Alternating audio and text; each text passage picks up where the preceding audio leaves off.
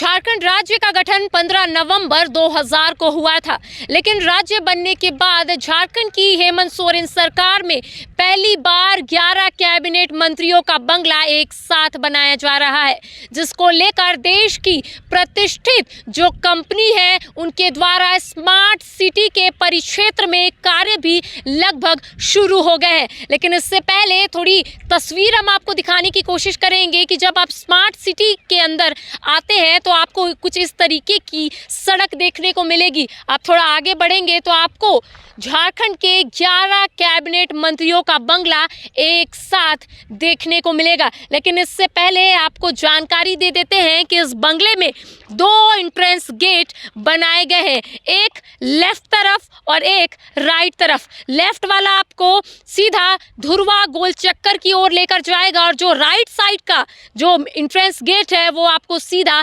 झारखंड मंत्रालय की ओर लेकर जाएगा। लेकिन कहा जा रहा है कि 11 कैबिनेट मंत्रियों का जो बंगला है वो पूरी सुविधाओं से लैस रहने वाला है। क्योंकि बजट पिछले जो बजट सत्र है उसी में तमाम चीज़ों को लेकर चर्चाएं हो गई थी कि जब 11 कैबिनेट मंत्रियों का बंगला बनाया जाएगा तो वो कितनी लागत से बनाया जाएगा। तो 72 करोड़ की लागत से झारखंड के 11 कैबिनेट मंत्रियों का बंगला बनाया जा रहा है और तमाम चीज़ों को देखते हुए वास्तु के साथ साथ किस तरीके से सुविधाओं से ये पूरा लैस रहे उसको लेकर पहले से ही चर्चाएं हो चुकी थी। ये सीधी तस्वीर हम आपको दिखा रहे हैं क्योंकि एक तो बंगला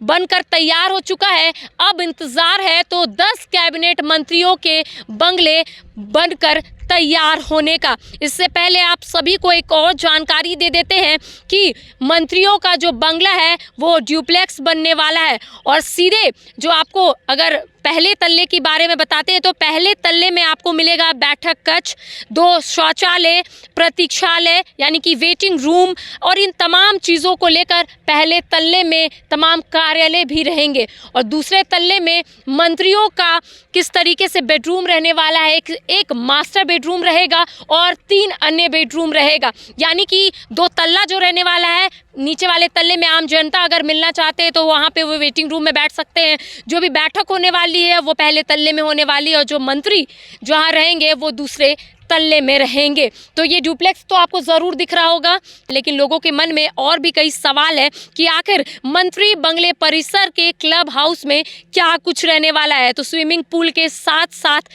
gym, open gym, children play zone भी एक अलग तरीके से बनाया गया है और वॉलीबॉल के साथ बैडमिंटन कोर्ट की भी सुविधाएं यहाँ पर रहेगी। साफ तौर पर पूरा परिसर हरियाली युक्त रहने वाला है, यानी कि ये भी कहा जा रहा है कि मंत्रियों का जो बंगला है उसके सामने एक गार्डन भी बनाया जाएगा ताकि जब मंत्री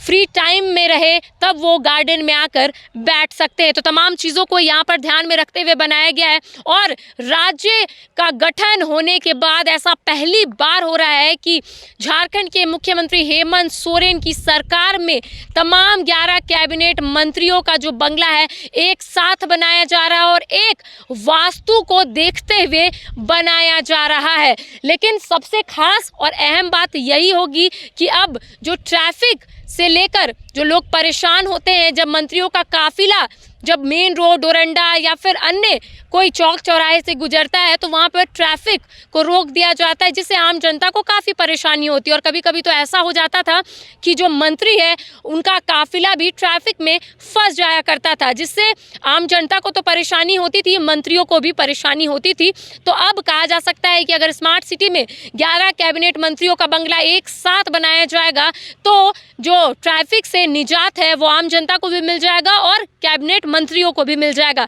लेकिन सबसे अहम जानकारी आप सभी को यही दे देते हैं कि अब 2 महीने के बाद जो 11 कैबिनेट मंत्रियों का आवास है वो सज धज कर तैयार हो जाएगा। लेकिन इससे पहले जितने भी कैबिनेट मंत्री हैं वो अपने पुराने निर्धारित आवास में ही रहते हुए नजर आ रहे थे, लेकिन अब मुख्यमंत्री हेमंत सोरेन की अध्यक्षता में ये 11 कैबिनेट मंत्रियों का जो आवास है वो लगभग तैयार हो गया है और 2 महीने के बाद पूरे तरीके से जो आवास है वो तैयार हो जाएगा। जब आवास तैयार होगा तो वो भी तस्वीर हम आपको दिखाते रहेंगे। फिलहाल मेरे साथ इतना ही। कैमरा पर्सन के साथ करिश्मा सिन्हा, बाइस्कोप, रांची।